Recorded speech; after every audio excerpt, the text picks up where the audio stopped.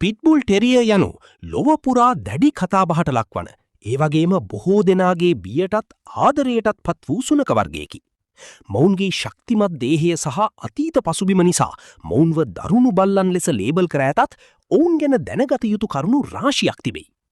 මොවුන් ඉතා කුඩා කාලයේ සිටම හොඳින් වැඩුණු මාංශපේශි සහිත ශක්තිමත් සිරුරකට හිමිකම් කියයි. මොවුන්ගේ හකු ඉතා ප්‍රබලයි.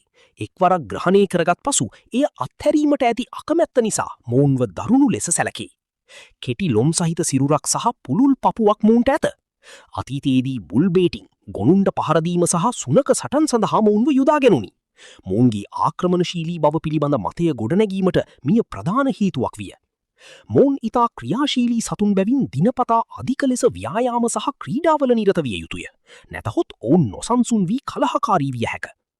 මොවුන්ගේ ඇති ආක්‍රමණශීලීවීමේ ප්‍රවණතාවේ සලකා බලා එංගලන්තය, ප්‍රංශය, කැනඩාවේ සමහර ප්‍රදේශ ඇතුළු රටවල් රැසක පිට්බුල් ටෙරියර් වර්ගයේ සුනකයන් ඇතිකිරීම තහනම් කර හෝ දැඩි නීති පනවා ඇත. ස්තුති.